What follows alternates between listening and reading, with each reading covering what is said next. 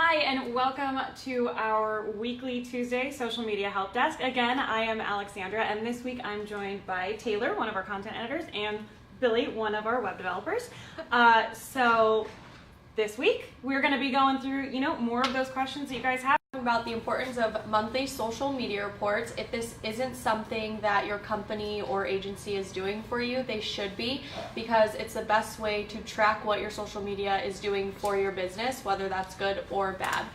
It's kind of broken down into two categories. Why you should create a monthly report we'll go over, and how to create one.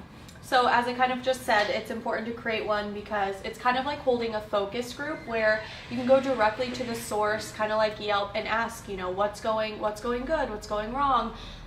Reports allow you to see all of those, even down to the types of posts you're posting, such as like videos might get more engagement or pictures might get more engagement. If you're not tracking to see how those are doing, you don't know what works best for your brand, and you don't know what to do the following months to keep growing your brand on social media. And is that different for, say any of your clients? Do you see different kinds of engagement for different kinds of brands and services? Oh, of course. The one thing across all of Instagram is everything that's aesthetically pleasing does really well. Okay. But with one of my clients right now, video is just the biggest form of engagement for them, and so we're just trying to encourage more and more video. And we only learned that through watching the months the months that did well when we posted a video, and then a month that didn't do a video, it slightly decreases in engagement. Mm-hmm. So do you guys adjust based on your engagement? Does it seem to be like it constantly goes up, or does it kind of, change month to month depending? Every month is different. It shouldn't change drastically in either direction. Okay. You would like to always be growing, obviously, that's the goal. But even when it does decrease, you can, reports help you show that it's not something bad. You just didn't put out like I said, a video that month. So it tells you the reason why it decreased. And without reports, if you just say, oh, we lost followers or we lost engagement, that sounds really negative. But if you go into it as, oh, look, we posted this huge video that got 900 comments this month, and that's why it boosted the page. And then this month we didn't put out a video. That explains why it went down, and it doesn't have to be a bad thing then for your clients. Cool. Yeah. All right. So okay. What else? The next part to the importance of social media reports is how to create a report. It's really important that you stick to one template. So you can create your own, but it should stay the same every month because it's going to be filled with lots of numbers and be really complex, and you want it to be simple when presenting it to your clients and going through the data. So building a template will really help. It's also helpful you only create a report once a month. If you do any less, there won't be enough to gather, and then if you do any longer, there's too much to go through, and then you're not changing or evaluating your brand enough. Gotcha. So some categories you want to think about while building a social media report is what numbers are important. So this includes engagement, your reach, your total fans and followers each month depending on the platform, and you can even do clicks and how many views each post gets. So those are all categories you want to include. As you guys know, we do a fun little thing called popular post, and we pull out which post did the best, and this just shows, this gets the most engagement, so we should try to keep posting more about that to keep boosting engagement. So it's kind of is there a cost per click broken down in there as well? There is if you're running ads. Okay. Yeah, we always add ads in. Shows the cost per click, shows what ads do better too, and this is all part of it's all part of reports, ads, non-ads, just regular posts. So So you can get more information. You don't have to be running ads to get a report. No, okay, not at all. I have clients that don't run any ads, and so cool. I just do them based on every one of their daily posts. There you go. For the Good whole to know. month. Did you find that people get better responses with the ads? Yes, obviously, because you're paying for it. You're paying Yeah. for the engagement, and you hope that your ad is doing well. I'm sure there are cases that ads don't do well, but an ad is probably still always better than an average post. If you're boosting a post, it's going to do better. Yeah. But some clients don't need ads. Their brand's solid and they do really well organically. Yeah. It depends. It's a lot on the stage of the company or the client. Yeah. Like if you have a well-established one, maybe they don't need to spend as much on someone that's up and coming. Yeah, yeah. It's also the type of client, when you're working for a city, they're not necessarily trying to sell a product. Right. If you're selling a product, you want to, boost an ad to gain some sales or some followers for potential consumers. So We do quite a few like towns and cities. Yeah. So yeah, I assume you wouldn't do Yeah, ads. no, haven't done any ads for some of those secret clients.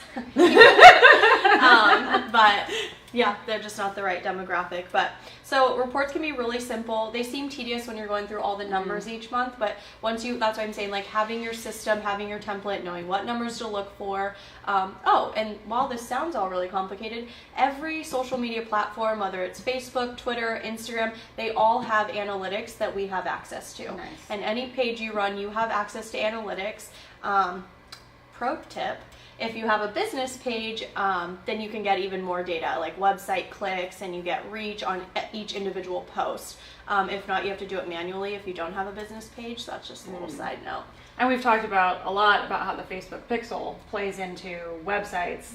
I'm not going to go into too much detail about it. We've talked about it a lot, but that adds an addition, like an added layer of reporting that we can get back. Yeah. But I think reporting just overall is really important to keep growing your social channels, because if you're not doing reporting, it's almost like your social media isn't a part of growing your business. It's just there. Because it's a tool. It's a tool to grow your brand. I mean, they wouldn't create it if it wasn't going to be useful in some way, right? Yeah. I mean, and then also we noticed that Twitter, we had talked about this, I think last week, about Twitter changing up the way that they were going to be banning and getting rid of spam accounts. Yes. So I know that there was like a Twitter purge, and a bunch of people saw dips in their Twitter followers. So you'll see that on your reports this month. Yes. But it's not a bad thing. It means they're getting rid of the ones that are going to give you no engagement or are just not real, and it's good in the long run. Yes, I'm gearing up as we speak to explain that to our clients. That's what's good about reports is, when clients hire agencies, they don't always know what's going on. Sometimes they don't even understand. Like, we'll tell a client, hey, they dropped off fake followers, and no matter how much we explain it or explain the video engagement, they still might take it badly. So, it's all part of it.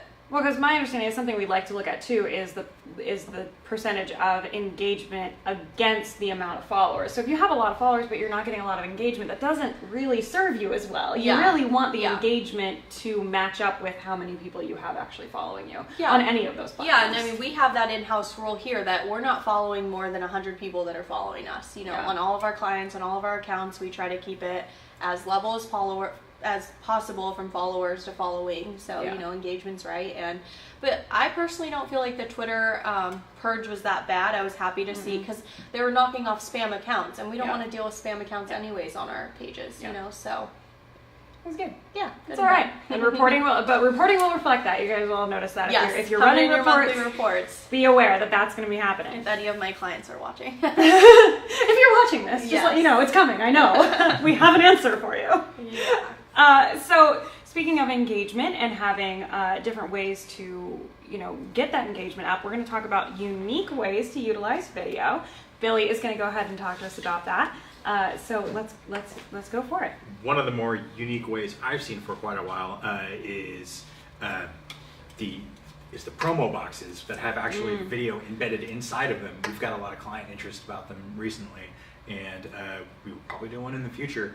But it's a great way to put yourself above the rest of the promo boxes that these people are getting. If you're someone that's receiving these, you're getting a lot of them. How are they going to stand out? What makes your product that much cooler? And if you can hit them right from the get-go, first time they've heard of you, bam, video presentation box, you're going to be able to get your point across a lot better than anybody else. I think these are the coolest things ever invented. I want to invite my friends over for dinner with a video box. I just think they're so creative. It's insane that you can put a little video in a box to me. And so I just think every brand should be utilizing this. Yeah, can someone explain to me a little more about these video boxes? What happens with them? So, the ones that I've seen, they're a good-sized box, a 6x9 PR box that opens up, and within the lid is the video. That's awesome. So then you could display your HD videos right there. And you have all your merchandise. You have your wristband if you're going to an event. I'm just using Coachella as an example. There's someone who would do something like that. Yeah, they don't have videos in it yet, but you get your wristband or your souvenir, and then you have the actual video of the event that you're getting invited to or promoting. That's definitely going to leave an impact on whoever is receiving. I mean, I just like getting normal mail, so I can only imagine getting something and opening and be like, oh, they sent me a video, a physical video. Who does that? We're going backwards. We went from being all digital of everything online, email, and now we're like, well, what if we just put videos in physical mail? Yeah, we'll just do do both. But it makes sense. I mean, Wherever you can get your video content in. wherever it happens. Okay, what are some other ideas that we've got? Going back to the good old GIF. Is that the controversial way to say it correctly? We keep hearing that it's GIF, and everybody keeps arguing that it's GIF. I don't know. I think it is GIF. I think the guy who originally created it said it's GIF. He says it's GIF. The I like argument saying is GIF. that the G stands for graphics, which is why they want to say it's GIF, but I always thought it was GIF because whatever. That's a totally different argument that we can have. Leave your opinions in the comments and we'll hash it out next time. All right, what about these GIFs? Well, a lot of people think they're just like cartoon clips or like they have to be something funny. Like, they don't. They can be any sort of animated content. All you need is an image sequence in Photoshop and you can do it. There's are other ways to do it, but that's the standard. You know, so you could get a little animation into like button actions and just maybe just like a little thing to like maybe get people's attention more for your banners. Like animated backgrounds on banners would be a good way to do it. That's a good way to do it. Yeah, it's super easy, it's lightweight, it's fast, and it's used everywhere. Yeah. I mean, browser compatible. I mean, it's showing up everywhere. Because remember when Facebook added, you can have your reactions that way now, and where you can be like, okay, it's not just an image. I'm posting a GIF or a GIF or whatever. The Beyonce hair flip. That's Oh yeah, or the ones where they're like confused, whatever. And all I can think about is I was like, we just consume all of our media this way. So that's another way of doing video. You don't need any sound. It's don't just need sound, don't need like showing something off. It's that's the way people know it most, but it has a lot more uses to that. Yeah, for sure. And so we're used to seeing them though. But that's what's good. So it catches our eye. It's like, oh, what's that? Oh, I guess I'll watch this. And usually they loop. There's something so it's like, oh, okay. I've even used them in place of like video backgrounds. You know, Yeah. I just had a maybe a 2-second loop, and it worked great. I didn't have to worry about the like video aspects or like video like loading times or anything like that. It was quick and it worked. So That's awesome. yeah. All right, what else can we talk about? I just heard about video signatures. People like leaving little videos in their in their email signatures. Wow. Yeah. You know, if you're starting off things with clients and that kind of thing, I think that could be like a really kind of cool little get more into your business. Maybe you have your emails organized enough to where you can like send them specific videos or something like that. Like, oh, this is like a client that maybe they need more video work and they don't know it. You could kind of send them a video about that. Yeah, subtly. It's very subtle. I think it's good too Yeah. because it gives a little personality. A Yeah. little personality, a little Signatures can be so sterile sometimes, or they can be like overwhelming. Yeah. You know, and sometimes it's like your particular like service industry or whatever has to have disclaimers about like certain things on signatures, but even then, if you can figure out a way to make things a little bit more personal, I think that's a neat way to do it. Yeah. Yeah. And, you know, like the percentage of video online is just skyrocketing. Yeah. Every day it's getting bigger and bigger. Yeah. I We'd like love to see the that. idea of a video signature. Fun little story when I found out we were talking about this. I haven't done it. I don't have a video in my signature yet. But when I was applying for jobs out of college, I decided to make a video resume and send that to employers instead. And it just helped me stand out so much more. They got to see my personality. They kind of got an inside look at me. And it really helped. It just like added a level of creativity and made you stand out as someone that like really cares and you put the extra effort in. So I kind of see it the same as like the signature. Yeah. I think it's really cool. Especially with written, that's a very clever idea because then, you know, sometimes you send something in and you're like, my writing sounds very different than the way I speak. Like, I know that about myself. I speak very different out loud than I will when I write. Yeah. And so reading somebody's resume, I was like, they're going to be shocked when they meet me, I think. I don't know. No, but that's a really good idea. Yeah, it was just like a little digital pitch, but I mean, And I think the signatures do the same thing. I had to do one for a company, but since I am involved with video, I do a lot yours of is video. probably pro. Mine was like filmed in my bedroom. No, it turned into like this 4-hour ordeal. I'm setting up like lights. I'm like, Oh my gosh, mine was not that glamorous. I wish. I mean, but like how can I apply to a video role with a bad video? True. That's true. True. I had That's some very help true. in the editing department, and it wasn't my idea. I was coached, but it helped me. So yeah, Still. taking that extra step. Well, I think we should protest for video signatures at KWSM. We'll see how that If goes. We anyone's can put up watching a this. poll without Katie Yes. knowing. We'll see what they Yeah. say. Yeah. See how that goes. Totally. Maybe gifts. And then they gifts of like, do you want this or nothing? Yeah. I'm sure she'll totally say, we've said it live on Facebook Live now. She can't say no. That's how that works, right? It's official. Can't take it back. All right. I think there's one more way we can, unique ways for video. What is it? Screen recordings. Okay. So it's a great way to demo your app. Okay. I would say that's probably like the top use of it, as well as like online tutorials, gaming, music instructions. Yeah. Like you've got a lot of experience with screen recordings and gaming. Yes. But it's a great way for your user to like see what you're doing, understand what you're doing. You can narrate along with it or not. I prefer the ones that do have a little bit of narration, but I've gotten plenty of help from ones that don't. I just prefer a good hand model when you're screen recording. When you're going through an app, Where you can do it without a hand model too. You can just record the screen. You don't have to be like I like when camera you're flipping recording. through though and you get like the real time. That feels personal, but I think it depends on the brand. Like for example, we have a client who just put together a video of their program that they have. Yes. And it wouldn't have made sense to have anybody's hands in there. It just wouldn't have made sense because it was like, well, this is just an online thing. And they did a very good job, and like they've got the recording the right way, they had a voiceover, they had a clear voice, they had good sound, and so it was a great way to show what they were capable of. So this is a really good way for people to show off those tutorials and here's how you get somewhere, that kind of thing. But they're simple, they're easy, there's not a whole lot of production value involved, and you can just get them up and going pretty I think that's awesome. Yeah. Cool. Alrighty, so those are our tips for the week, but we're going to go ahead and talk about what's in the news. I'm excited for this. You're excited for this one? Because we've got, there's so many of these. Let's start with Pinterest's new collaboration feature. So Pinterest, as we all know, is the one that started off with just, here's a pin board. Literally, it was the idea of having like a pin board, which is where every girl goes to plan her wedding, regardless of whether she's actually getting married or not. So now they have something called group boards, which is very similar. They have the ones where you would share a board and you would collaborate.